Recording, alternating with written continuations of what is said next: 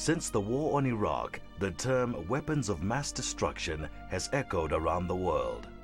The threat of nuclear attack, a terrifying scenario that occupied the popular mind in the 60s and 70s, is back with us. To understand South Africa's attempt to join the nuclear club, we have to revisit the Cold War era. The date is 22 September 1979. A United States Vela satellite detects a double flash over the Southern Ocean, close to the Prince Edward Islands. A double flash signifies a nuclear explosion.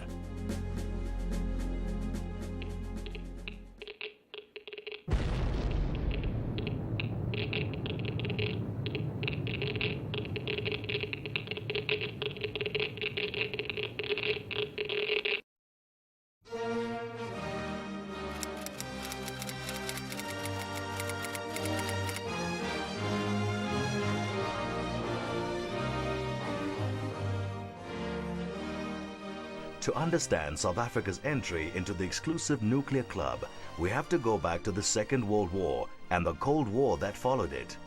Radioactive uranium is a byproduct for the many gold mines that dot the Witwatersrand. Jan Smuts, the Prime Minister at the time, is only too keen to supply Britain and America with the uranium. It would guarantee a profit margin to the ailing local gold mining industry. However, when Smuts unexpectedly loses the first post-war elections in 1948 to D.F. Malan's National Party, the stakes escalate. It's really important to understand that apartheid is a forced labor system to produce cheap gold and uranium for Britain and America in the Cold War. Both the American and British governments strongly support the new apartheid government in 1948. And they do that because, above all, they want cheap uranium, which is a byproduct of the gold mines. Large numbers of black men were forced to work at very low wages in the uranium and gold mines. It was to enable Britain and America to produce nuclear weapons very cheaply. Apartheid lives and dies with the Cold War. The West committed the atrocity of apartheid and supported apartheid, and said to itself it was doing it because of the evil Soviet Union. In the early 60s, the Atomic Energy Board begins construction on Pelindaba near Pretoria. It is to be the new headquarters of the National Nuclear Research Center. The huge complex is shrouded in secrecy. What the scientists needed to do was persuade the politicians that the politicians could gain from the industry. So Prime Minister Verwoerd was invited when Pelindaba was being built to have a look at the premises, and during that time he sat down in a construction hut, it is alleged, with a whole range of nuclear scientists, and in that construction hut they apparently persuaded him that the nuclear program needed his strong support. Ironically, an American plan called Atoms for Peace allows for scientific exchanges and for friendly nations to dabble in nuclear research. In the mid-60s, South Africa receives a small research reactor from the United States. Although small, Safari 1 runs on highly enriched weapons-grade uranium. By 1970, when Forster was Prime Minister, he initiated or announced in Parliament that we were going to have an enrichment program. And the idea was that he conveyed was that we would be doing it for peaceful purposes, beneficiating our natural resources at home. And what he didn't admit was that the level to which the uranium was being enriched was for military weapons. Help comes in the form of more covert dealings with friendly scientists from overseas. Later, observers note a strange similarity to the enrichment device developed by the West Germans, which the scientists had access to during study programs. As the political situation in Southern Africa evolved, liberation movements became more powerful, in fact took over control of Mozambique and Angola, and South Africa's apartheid government was much more isolated globally as sanctions began to kick in. And so they felt much more under siege, and I think that's when they turned to nuclear weapons as a prospective way of trying to defend apartheid. Let the world know. Let the world know tonight, let it know tomorrow, let it know for all future time to come, small as we are, situated as we are, we will fight to the end with what we've got. But what is more, ladies and gentlemen, we don't need arms from anybody to fight anything that comes out of Africa. We make out everything ourselves, and we can deal with what is coming out of Africa before breakfast. One of the documents I was charged with sending to the ANC in my terrorism trial in 1979 was an analysis done of where seismic damage would occur if nuclear weapons were exploded in South Africa for peaceful purposes. They didn't call them weapons. But what's fascinating about the document is they did it by colour group. And so they worked out where they could let off very, very small nuclear weapons, 1 kiloton range weapons, that would damage black property without damaging white property. In 1979, a US satellite known as a Vela satellite picked up a double flash in the South Atlantic. On 41 previous occasions, those flashes always turned out to be nuclear weapons tests. President Carter set up a commission to look at that flash. They found that it was possibly a meteorite hitting the satellite and not a nuclear weapons test. But nevertheless, the suspicions will linger forever as to what exactly that was. I've said I bear no knowledge of such an event. Well, I come back to what I said in the first place. That's not the same as a categorical denial.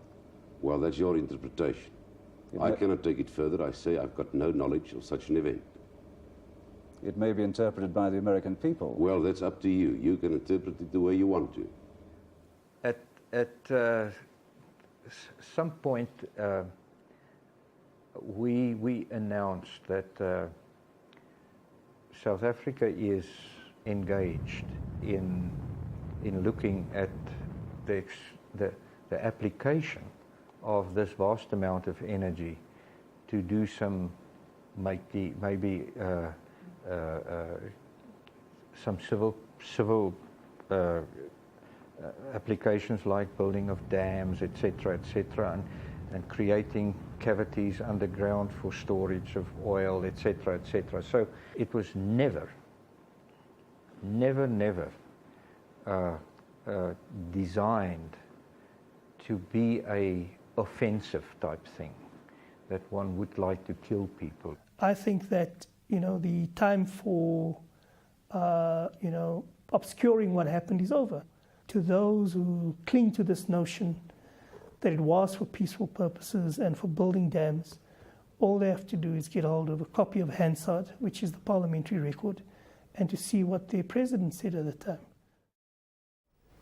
The objective was the provision of 7 nuclear fission devices, which was considered the minimum for testing purposes and for the maintenance thereafter of a credible deterrent capability.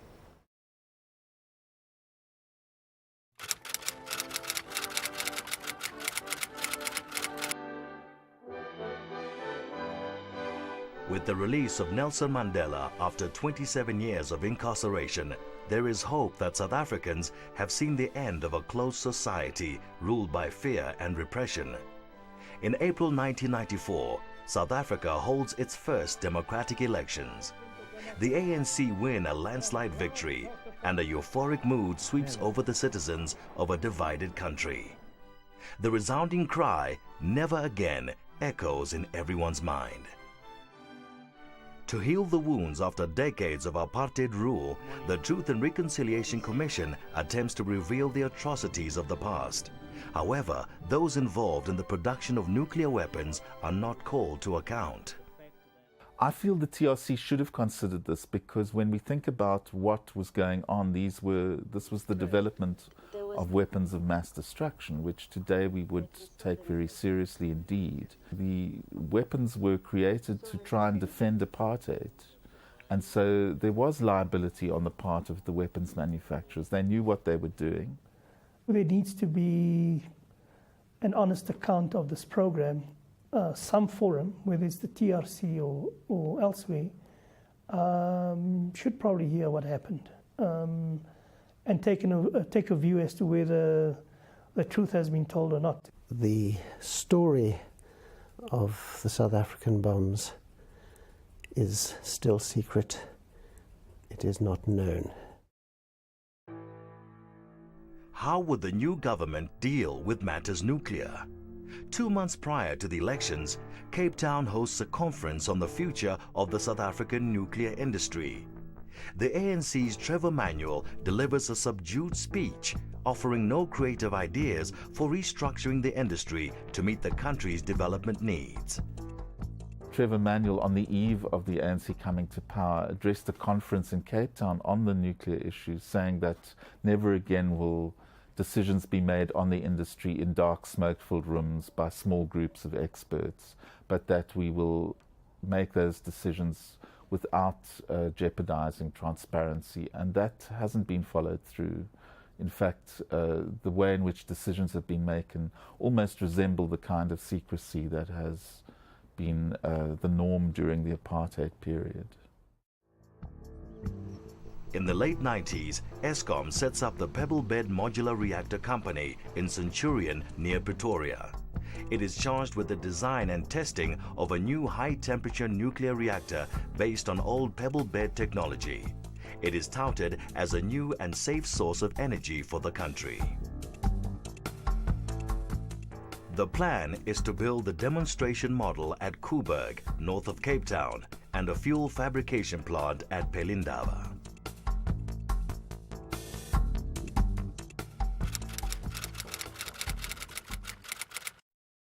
And it's a niche product. It's a small reactor. It doesn't ultimately require the cooling water capacity of a big pressurized water reactor. So, yeah, I mean, hopefully we'll find those niche markets. Some of my personnel were actually civil nuclear engineers, and some of them were absorbed in the civil industry. Some physicists actually left the country. Some physicists stayed put.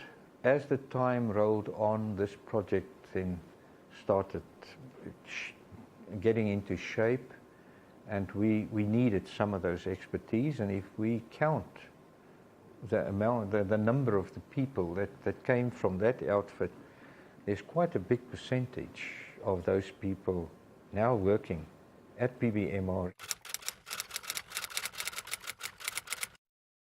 The emergence of a PBMR program was also a result of some of the former workers in nuclear weapons getting together to try and formulate ways that they could survive professionally.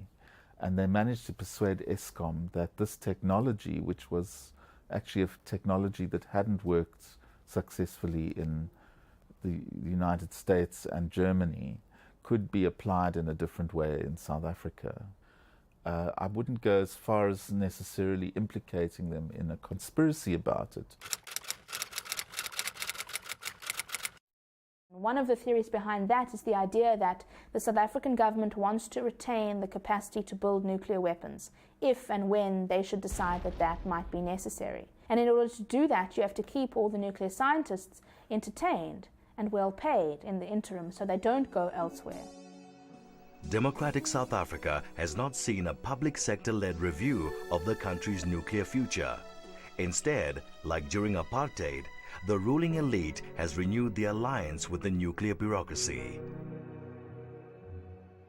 In an attempt to gain credibility, Eskom commissions an economic impact report on the viability of the Pebble Bed reactor project in 2005.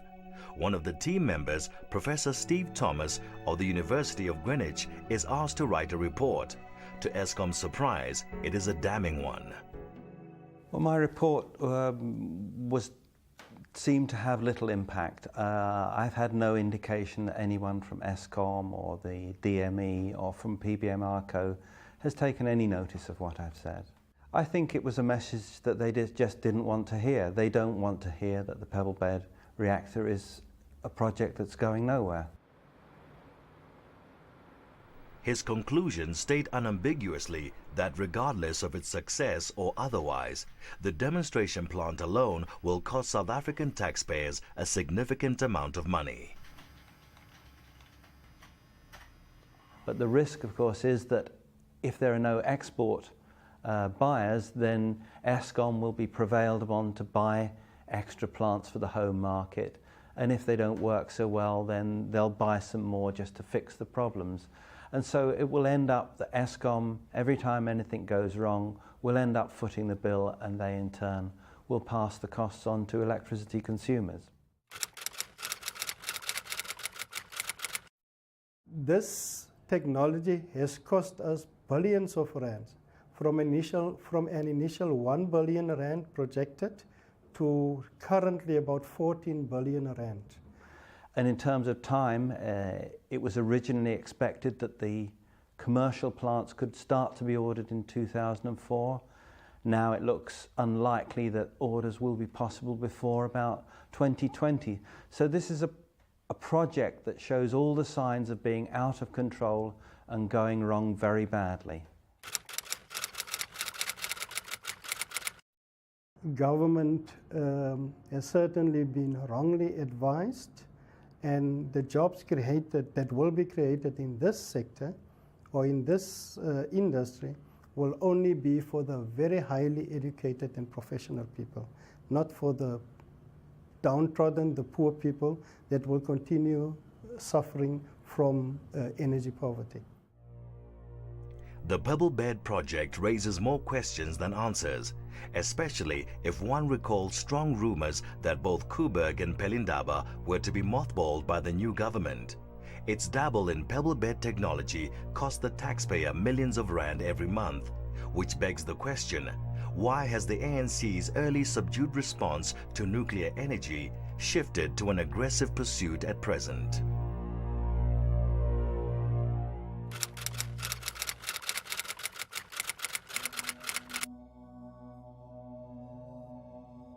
With new economic growth and demand for electrification, the country's energy needs grew at an alarming rate. Unfortunately, a lack of adequate planning ensured that South Africa simply didn't have enough energy to meet its day-to-day needs. The country now experiences unnecessary power outages that cost the economy billions of rand. The powerful lobbies that support nuclear energy have swayed the policymakers that we have no alternative, and they have followed this view slavishly. And the argument they present? Nuclear energy is clean. It seems that the nuclear option has been embraced too keenly, with an outright dismissal of other energy alternatives. There is the global challenge of reducing greenhouse gas emissions. Okay? And nuclear power, as we all know, nuclear energy is clean energy. Okay?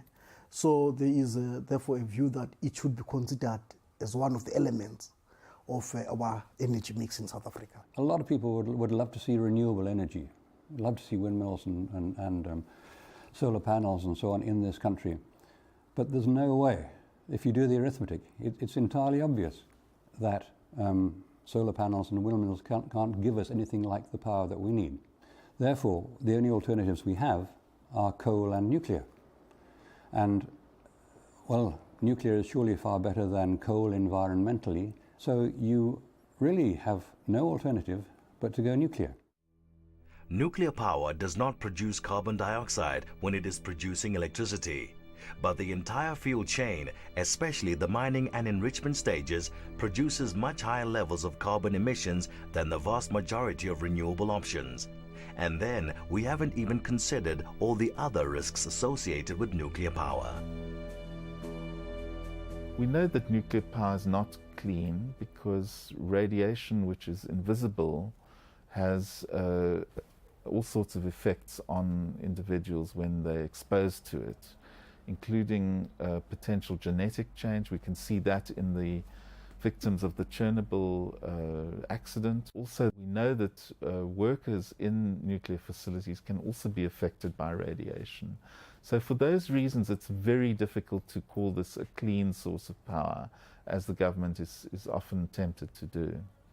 De kernreactor, dat is het voorwerp wat iedereen ziet, die stoot geen CO2 uit. Maar alle fabrieken die nodig zijn om van uranium splijtstof te maken, dat zijn gewone industriële processen die gevoed worden door diesel, olie of kolen of gas. En die stoten CO2 uit. There are two substances that come out of a nuclear power plant, a pressurized water plant.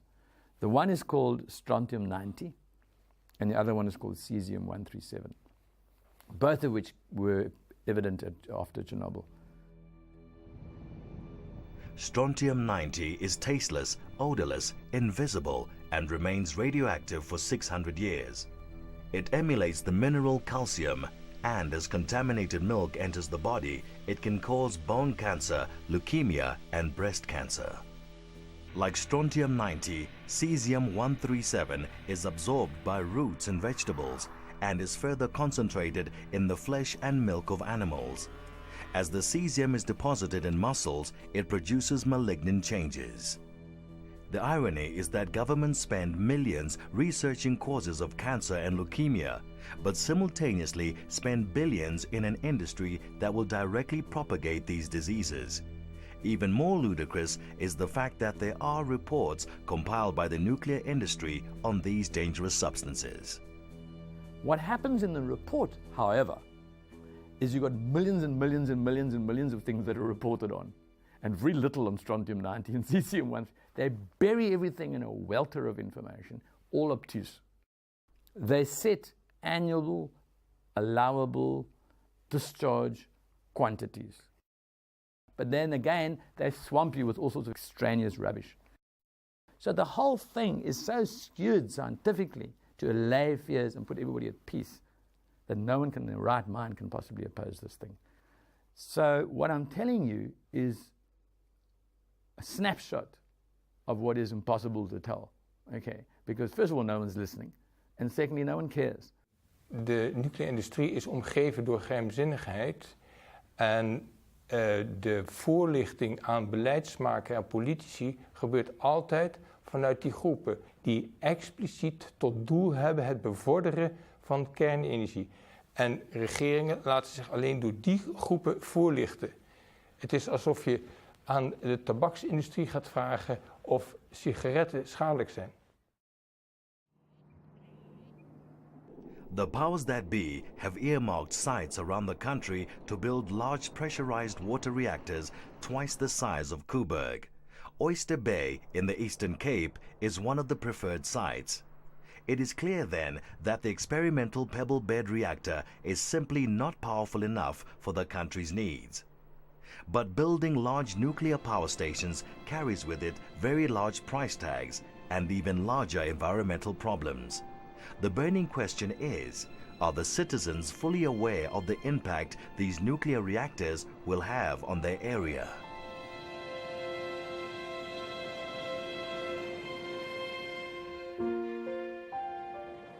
To conform with the law, Eskom is obliged to convene environmental impact assessment meetings to inform citizens about these power stations and to listen to their grievances.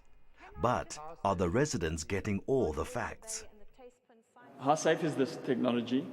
And as a rider to that, why is there an exclusion zone?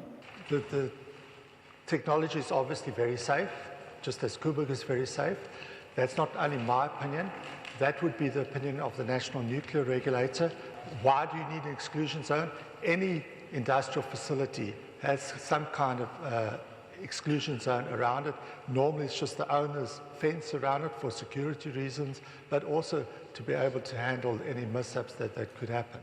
We do have a chance as the public to enter into the environmental impact assessment, but the way in which it's run means that quite often public views are not really taken into account. And the governments increasingly announce these decisions as if they are unquestionable, instead of having a debate, an open debate on our energy future. Well, because there is no real other alternatives that are viable, I think nuclear is super. I think it's safe, I'm not scared of it, and I think it's a positive thing for Oyster Bay. I would rather see a nuclear power station being built here than 3 or 5 Gulf estates. Gulf estates have received their fair share of criticism. However, they don't require upwards of 5,000 workers on site for up to 8 years of construction work. And any so-called mishap on the fairway might send your ball into the rough, but you're unlikely to get a dose of potentially lethal radiation.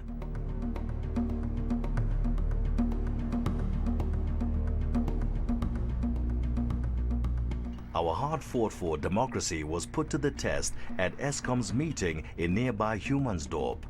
Ironically, it was the residents who did not want a camera recording the event. So instead, residents in the adjoining township gave their views about the possibility of a nuclear power station on their doorstep and why they hadn't bothered to attend the meeting. No, I was not aware of the meeting which has been held yesterday in Humansdorp, not at all. I think we should have been told about the meeting because we are part of the community. I didn't hear nothing about the meeting. No, I didn't hear about the meeting about that power station. As a member of the ANC Youth League in this vicinity, I was supposed at least to be informed in such kind of changes are happening in this Kukha municipality. It became clear that the environment, as far as Eskom is concerned, may be more important for some sections of the population than for others. One resident, Rudi Dahlhauser, has very strong views. We learned in Germany, we had quite a hard learning process to know before making any decision, before you can give a citizen comments, you should be informed. But now, in South Africa, I attended a public hearing. It seems that they demand comments from people they do not know. What does it mean relying on nuclear power? If I would be a responsible manager within Eskom, I would fire these people who developed the concept of public hearing because they did not focus on that, what the people are interested in, namely to know which kind of impact the new power could have. You know, that's how long is a piece of string, really. You know, to what extent is anyone fully informed? I mean, there's a legally prescribed process. I'm not sure it's that easy to say, well, the public knows, the public doesn't write an exam. My impression was that they use the consultants in a kind of window dressing and that they know at the end they make the decisions anyway. If Eskom would decide to construct a nuclear power station in Tispunt, immediately we would move to elsewhere. Because we do not want to live in a nuclear evacuation zone. Pearly Beach is another site that has been earmarked for a large nuclear power station similar to the one at Koeberg. This pristine area, part of the Agulhas National Park, is home to a diversity of rare limestone fynbos. A resident, Michael Durr, offers his views on the country's imminent nuclear renaissance. I'm very anti-nuclear power because, I grew up in Germany and I think we had the most hectic and violent years there with anti-nuclear. And I think the Europeans, they made a point in trying to get rid of nuclear power stations, and I don't see why developing countries should take the risk of taking technology which is not safe. I know for myself that they will build a nuclear power station here because, they earmarked the site years ago, and I think the plans are already there, but they just wait for the right moment to publicize it. AM Live on a Friday morning, and that time again when we present another update from the coalface with Martin Creamer. Now, the big winter debate is obviously electricity, and Eskom, I understand, to complete a business case for a multi-billion rand nuclear power investment, and just around the corner, March next year. We see that nuclear is the only thing that can really provide that baseload electricity without having the baggage of the carbon dioxide emissions and all the other emissions. During this period, between now and March, they will be pre-selecting companies as suppliers. So it's going to be something with a difference. They will even be pre-booking factory space for long lead items. So they're looking at about 20,000 megawatts of additional nuclear power in the next 2 decades. That means another 10 Koebergs almost. These conventional plants that Eskom is talking about, implying that they're ready to order, are highly problematic. There is very little construction evidence that they will work, and there's absolutely no operational experience with them. A critical important issue as well, which I think we have to look at, is that there are only 40-year reserves of uranium in the world. Nuclear plants take time to build. They take something more than 10 to 15 years. By the time we finish the nuclear stations, how many reserves of uranium will be there?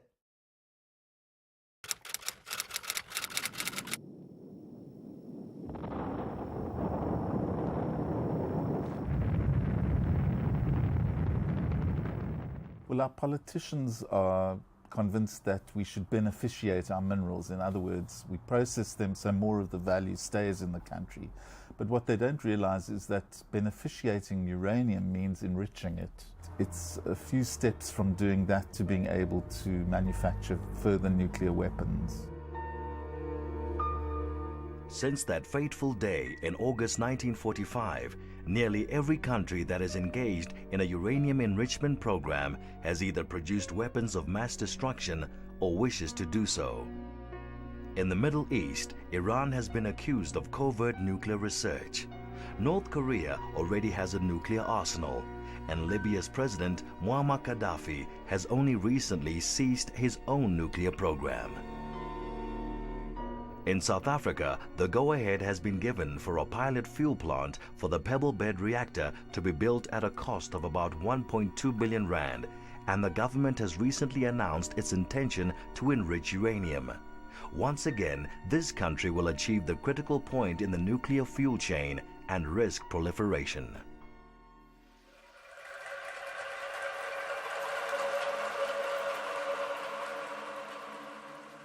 Nuclear waste remains the biggest problem of the nuclear industry. Nowhere in the world has a satisfactory answer been found for the disposal of high-level waste. If you take the most radioactive part of the nuclear waste, particularly the high-level waste, for example, the fuel coming out of the fuel rods at Koeberg, once they can no longer produce energy, the most radioactive part of that waste product is called plutonium. And plutonium has a half-life of 24,000 years, which you have to multiply by 10 to get the full extent of the survival of radioactivity in plutonium. So that means that we have to ensure that that waste is protected from the environment for 240,000 years.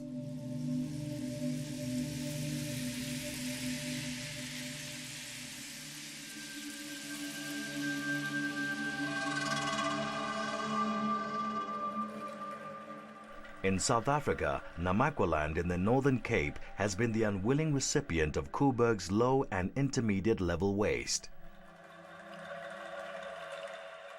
Foul pits top the list because of low rainfall, deep groundwater and geological stability, factors that would contain contamination in the event of radioactive leakage. At the site, the drums from Koeberg are stored in trenches about 10 meters deep. There was no public consultation when the site was chosen, and local inhabitants faced a fait accompli. Ik het al vergaderings bijgewoond bij hulle, waar hulle die mense al die mooie dinge wys van die kernkragafval. Maar eindelijk die gevaar, die komt nooit naar voren nie. As die regering of as Koeberg dan dink dis nie gevaarlik nie. Dan kan Koeberg het mos begrawe in sy yard.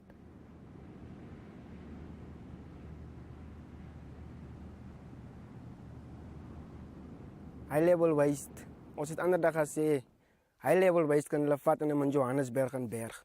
Daar waar hulle by die belangrike mense, dan weet hulle moet elke dag met die ding voor hulle oë sit. Want kyk, dis 'n ding wat vir generasies en generasies gaan dit nog. Ons praat van miljoene jare wat die goeders gaan lewe.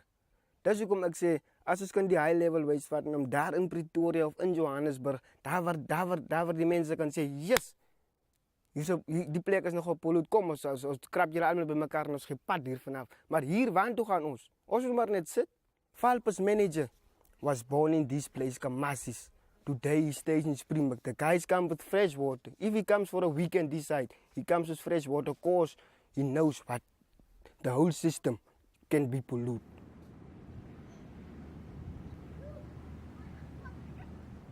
My uitgangspunt is net, ek wil graag weet, wanneer gaan dit stop sodat die mense die goed hier sal kom berg?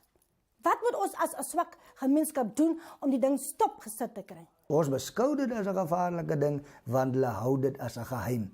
Want hulle wil nie met ons as gemeenskappe konsulteer oor die ding. Wat 'n vraag vir my baie groot nog hang, is vir die jare se bestaan, is hier nog te min mense op hierdie klein plekkies wat weet wat eintlik daaraan gaan. En die mense wat hulle daar werk gee, sê ek en ek sal dit voor hulle sê, hulle moet hulle se bekke toehou om hulle se werk te bou.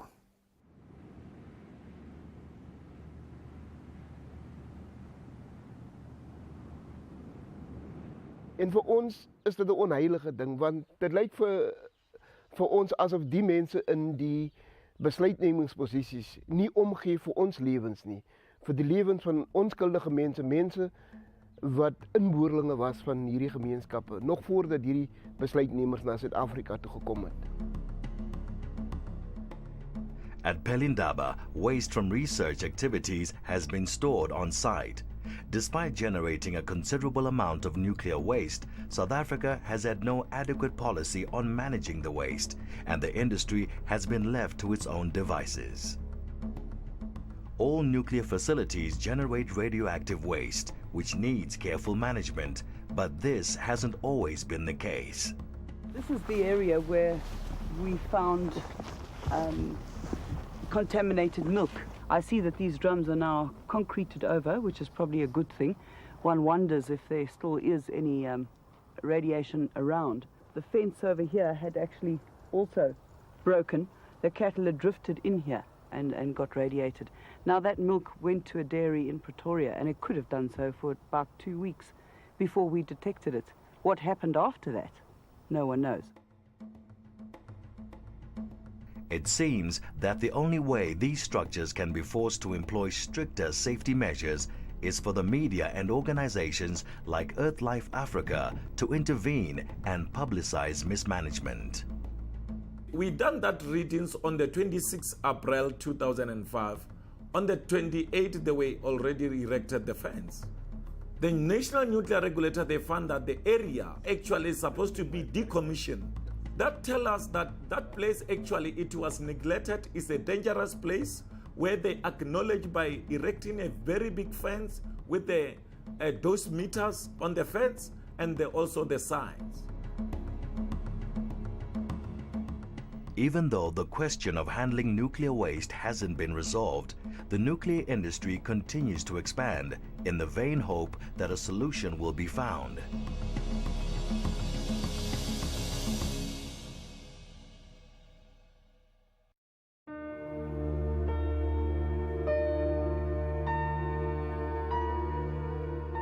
The nuclear industry argues that the technology is safe, but accidents do happen and will continue to happen, like at Chernobyl and 3 Mile Island.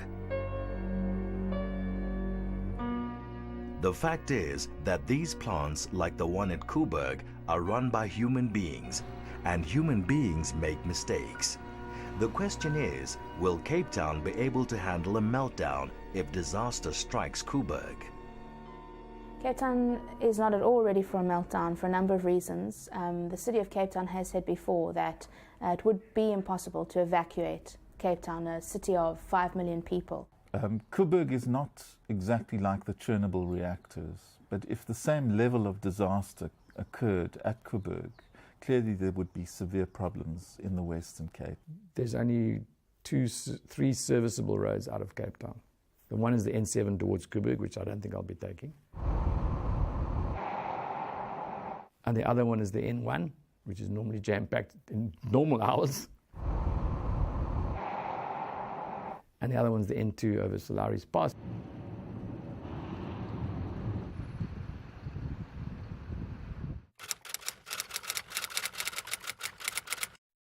I wouldn't know what to do, but one thing for sure, I'll go to the government. I'll try to stay as far away as possible. No, we got no idea. No, I don't think anyone's prepared. It's not fair. I guess no one really thinks about what might go wrong, and you don't want to think about that kind of thing. Let's hope it never happens. If it were to happen, the Disaster Operations Center in Goodwood has the unenviable task of dealing with the emergency from its situation room. Here, information will be collated, which will hopefully help the citizens of Cape Town. We use this room as a strategic room for all major emergencies that could impact on the city. And the Coburg Nuclear Emergency Plan is just but one of those hazards that we would in actual fact manage from this particular facility.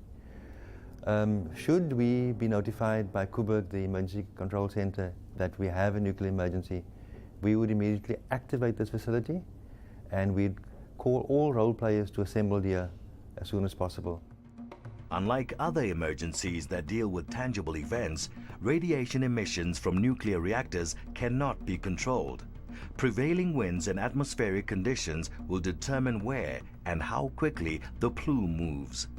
And if the disaster in any way emulates the Chernobyl meltdown, the chances are that the country will face a major crisis.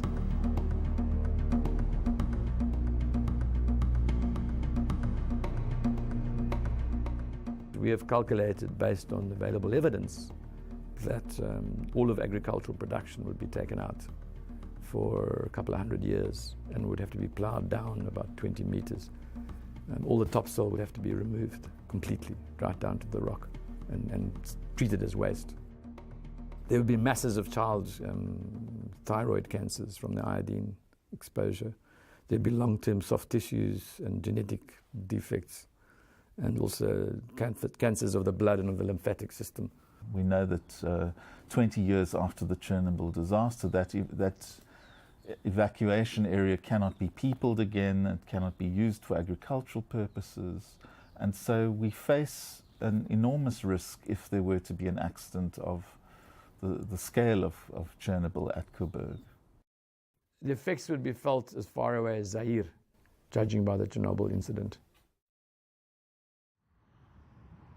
Residents in Atlantis, a few kilometers from Coburg, would be one of the first communities to feel the brunt of the disaster if one were to strike.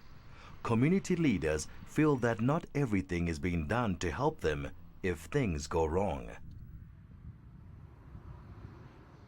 People will forever be asking in meetings what will happen if something goes wrong. And forever we'll just hear the same answer: they have a safety plan in place. But I know in crises, sometimes whatever plan you have, things can go wrong. My viewpoint on evacuation procedures is that you should have a drill for the community of Atlantis. You should exercise a drill, and it has never materialized in Atlantis. So there is evacuation plans, but we don't know how effective that evacuation plans would be if a disaster strikes Atlantis. I'm living here almost 31 years, and I don't think people really understand nuclear, what it is all about, because if there are meetings, only a few people pitch. Only certain people get invites to the personal and delivered invites to those meetings. 10 or 20 people takes a decision on behalf of 120,000 people in the community. Pelindaba's infamous legacy also lives on. Many inhabitants from Attridgeville, a township near Pelindaba, were employed at the plant, and many of them allege that their illnesses are linked to their employment. They are seeking compensation. It doesn't look as if there is much merit in the complaints about radiation exposure. Well, the case is about the fact that they've been exposed to radiation. Now, those are the ones that I'm dealing with at the moment. This series of cases and any other ones of an industrial injury or occupational disease nature that would come to our attention is that there's a process for this. And in fact, all of these cases have now been reported.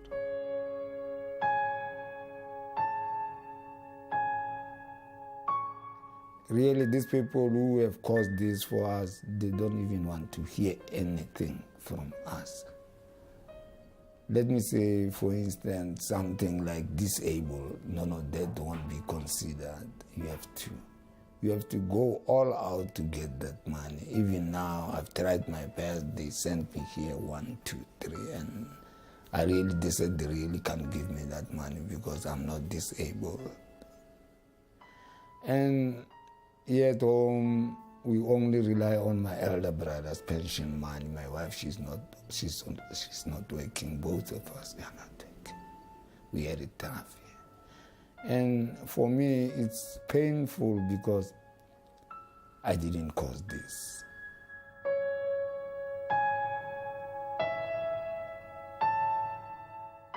And these people, they insist and approach the South African History Archive to assist them in obtaining the medical records. You know, requests for records around exposure to radiation in excess of limits of staff have been deemed refused because Nexo has just not responded at all. We really are left in the position where we have to litigate. It is obvious that securing nuclear power stations is critically important. Yet, there have been breaches in the past that prove that if the intention is there, almost any secure environment can be violated. The most famous security breach at Koeberg happened even before the plant went into operation. Politically motivated, Rodney and Heather Wilkinson decided to sabotage the plant in an attack on the apartheid regime.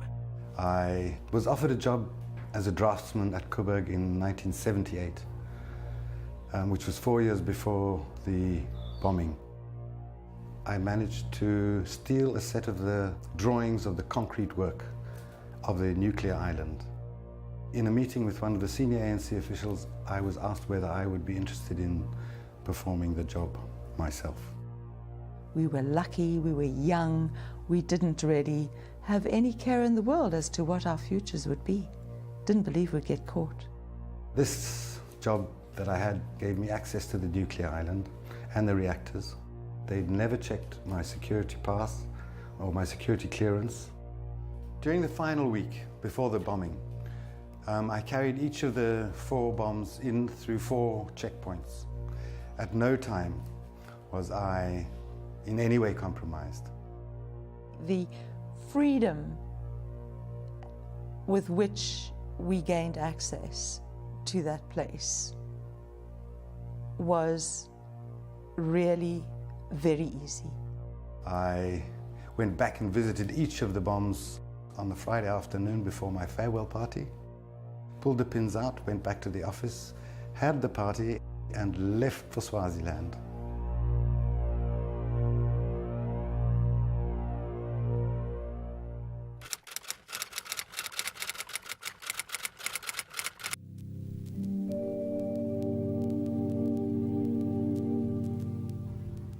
Apart from radiation exposure, the most damning aspect of the nuclear industry is the secrecy in which it operates.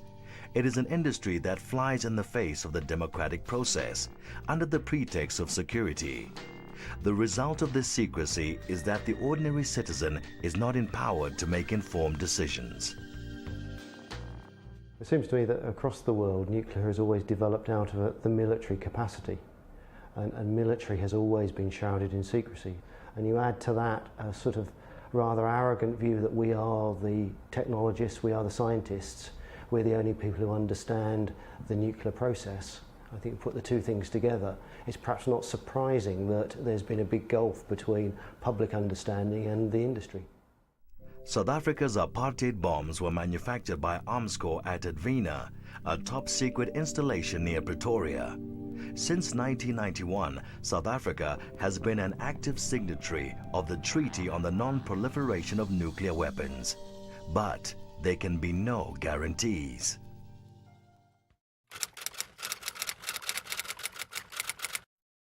It's perfectly possible that we may have a future bomb developed, partly because although at the moment we have laws against nuclear proliferation, people's perceptions of the national interest may shift over time. The Non-Proliferation Treaty is rubbish. It's a thing that anybody can tear up at 3 months' notice. It's silly, it's stupid. And so we have to be absolutely certain that if we go in the direction of developing this industry, that there are full safeguards and clear and transparent mechanisms against any tendency towards proliferation in future. And that's a very difficult assurance for anyone to give. If we are realistic about the risks, the dangers, the environmental impacts, the security impacts of this industry, we need to go down a completely different route if we want to secure both futures for our kids and our long-term democracy. In my lectures to the South African military, I say that all states must be treated as rogue states. Every state on earth is a rogue state. It will do crazy things to protect itself in extremis. Then South Africa will most certainly and very rapidly take the bomb.